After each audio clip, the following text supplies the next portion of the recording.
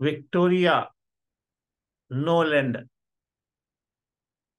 अमेरिकी नायब वजीर खारजा फरमान,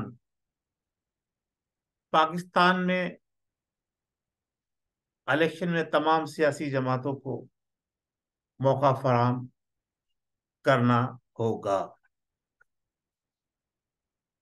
इलेक्शन कमीशन की तरफ से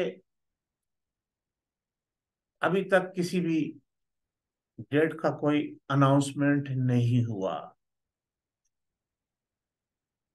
नेब नवाज शरीफ की अपीलों की पैरवी करेगा या रेफरेंस वापस लेगा, इस्लामाबाद हाई कोर्ट ने जवाब तलब कर लिया। दूसरी जानिब साइफर केस के अंदर इमरान नियाजी साहब की दरखास्त जमानत मुस्तरद कर दी गई, फैसला सुना दिया गया। चीफ जस्टिस ऑफ पाकिस्तान मोहतरम जनाब जस्टिस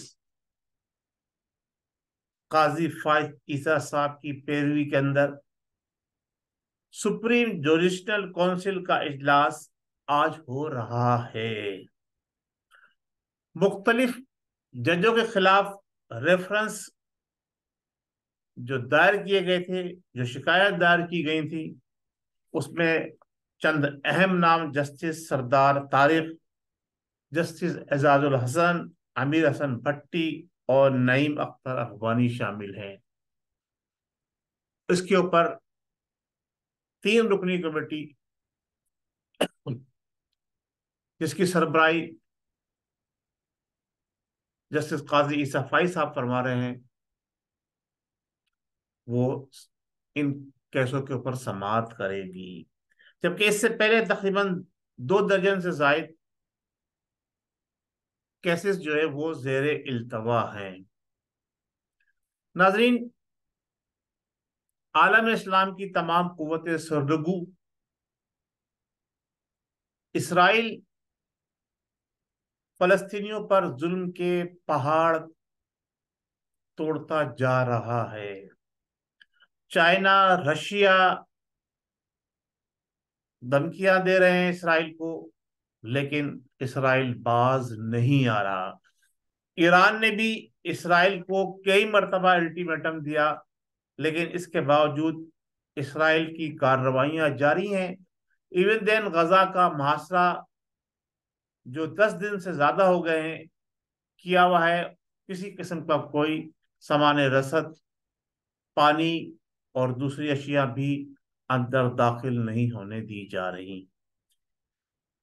इन तमाम चीजों को अगर हम सामने रखें, दूसरी तरफ अपने मुल्क के हालात देखें, हमारे चीफ ऑफ आर्मी स्टाफ भी कई मरतबा फलस्तीनियों की हिमायत के हवाले से बात कर चुके हैं, लेकिन नजरिया पाकिस्तान के ऊपर अमली तौर पर अमल दरामद नहीं हो रहा। तमाम चीजें बलाए ताक रख दी जा रही हैं, चाहे वो मसला फलस्तीन हो, चाहे वो मसला नवाज शरीफ हो। नवाज शरीफ को क्लीन चिट दे दी गई, निगरां हुकूमत अपने अख्तियारात का तजावुज करते हुए सजाएं माफ कर रही है, जो कि निगरां हुकूमत का मैं समझता हूं कि अख्तियार नहीं है। निगरां हुकूमत सिर्फ और सिर्फ जो है मुल्क के अंदर मुनसिफाना गैर जानिबदाराना इलेक्शन कराने के लिए कायम की जाती है। नाजरीन, जहां तक बात है सजाए मौतली की, तो जब नवाज शरीफ की सजा मुअत्तल की जा सकती है, तो फिर इमरान नियाजी साहब की सजा क्यों मुअत्तल नहीं की जा रही? साइफर केस में उनको क्यों जो है जमानत नहीं दी जा रही?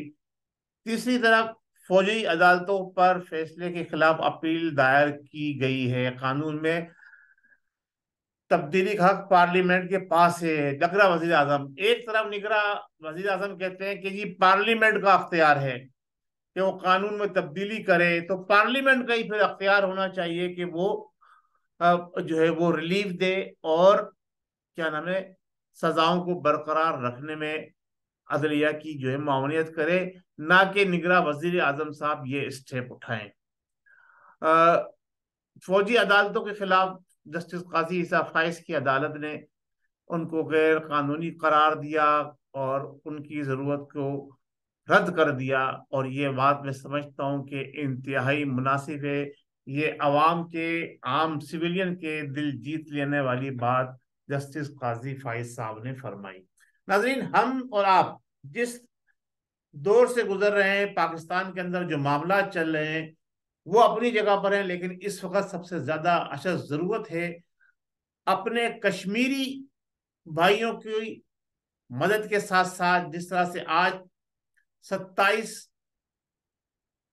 اکتوبر ہے اور یوم کشمیر منایا جا رہا ہے، کشمیر کا بلیک ڈے منایا جا رہا ہے پورے دنیا کے اندر۔ ہمارے یہاں ملیشیا کوالالمپور میں پاکستان ایمبیسی کے اندر بھی کشمیر پر بلیک ڈے منایا گیا، اور ماپیم جو یہاں کا ایک ادارہ ہے جو کشمیریوں کی مدد کے لیے سر فہرست رہتا ہے، ان کی حمایت میں مختلف پروگرام کرتا رہتا ہے، وہ بھی اس پروگرام کا حصہ بنے، شامل رہے۔ ہمارے پاکستان کی ہائی کمیشن کے اندر جناب یہ پروگرام آج منعقد ہوا۔ لیکن صرف ہمیں باتیں کرنے سے یہ بتائیے 70 سال میں کیا کشمیر آزاد ہو گیا؟ عمران نیازی صاحب تقریر کر کے آئے تھے اقوام متحدہ کے اندر، پوری پی ٹی آئی والے جناب علی قلابیاں لگا رہے تھے، جناب بڑے اچھل رہے تھے کہ وہ تقریر کر دی، وہ کر دی، اب کشمیر فتح ہو گیا، لیکن اس کے بعد حاصل کیا ہوا؟ کچھ نہیں ہوا۔ اسی طرح سے مسئلہ فلسطین جو ہے وہ بھی اب پیچیدہ سے پیچیدہ ہوتا جا رہا ہے۔ آپ دیکھیے کہ سینکڑوں نہیں ہزاروں کی تعداد کے اندر تو مکانات اور بلڈنگیں منظم ہو گئی ہیں، تباہ ہو گئی ہیں۔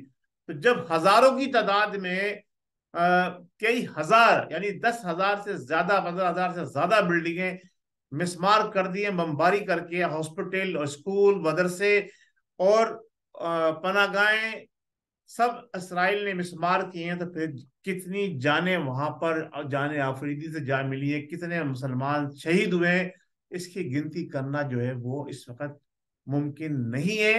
ایک محتاط اندازے کے مطابق جو ہمارے جو اتھینٹک ادارے رپورٹ دے رہے ہیں، جو ہمارا میڈیا رپورٹ دے رہا ہے، وہ 5 سے 7 ہزار افراد کی موت کی اور شہید ہونے کی اطلاع دے رہا ہے، جبکہ میں یہ سمجھتا ہوں کہ جب 10,000، 12,000، 15,000 سے زیادہ بلڈنگیں گر گئی ہیں تو ایک بلڈنگ میں اگر 2 افراد بھی لگائے جائیں تو 15 دونی 30,000 سے زائد جو ہے فلسطینی شہید ہو چکے ہیں۔ لیکن عالم اسلام بھی خاموش ہے، کیونکہ وہ امریکہ سے اسلحہ خریدتا ہے اور امریکہ اپنا اسلحے کا ٹیسٹ کرتا ہے۔ اس نے یہ فلسطین کی پٹی جو ہے وہ اپنے اسلحے کے ٹیسٹ کے لیے پچھلے 70 سالوں سے باقاعدہ طور پر استعمال کر رہا ہے۔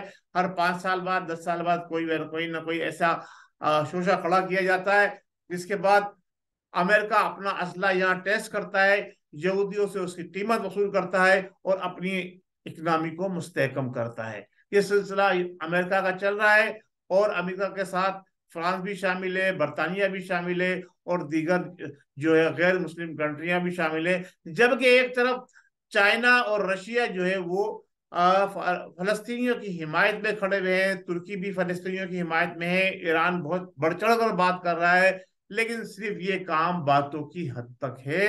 عملی اقدامات جو اب تک ہونے چاہیے تھے وہ نہیں ہو سکے ہیں، اور اس کا جواب تمام مسلمانوں کو روز محشر میں دینا ہوگا کہ ان کے مسلمان بھائیوں پہ شب خون مارا جا رہا تھا اور وہ خاموشی سے اپنے گھروں میں بیٹھے ہوئے تھے۔ ناظرین،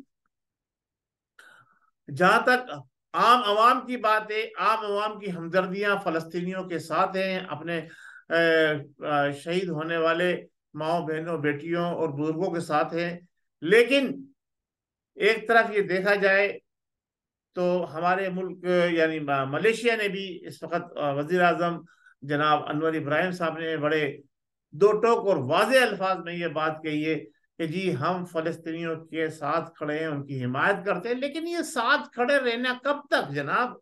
عملی اقدام کیوں نہیں ہو رہا؟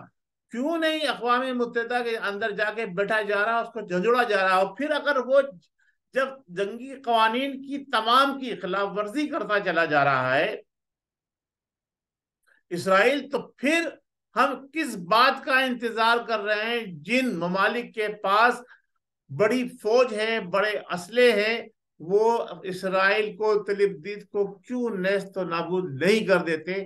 جب وہ کسی قسم کی رعایت نہیں کر رہا، کسی قسم کا انسانی ہمدردی کا خیال نہیں کر رہا، ہیومن رائٹس کا خیال نہیں رکھ رہا، اور جو بڑی بڑی ہیومن رائٹس کی تنظیمیں ہیں ان کی بات بھی نہیں مان رہا، تو پھر ہم کس بات کا انتظار کر رہے ہیں؟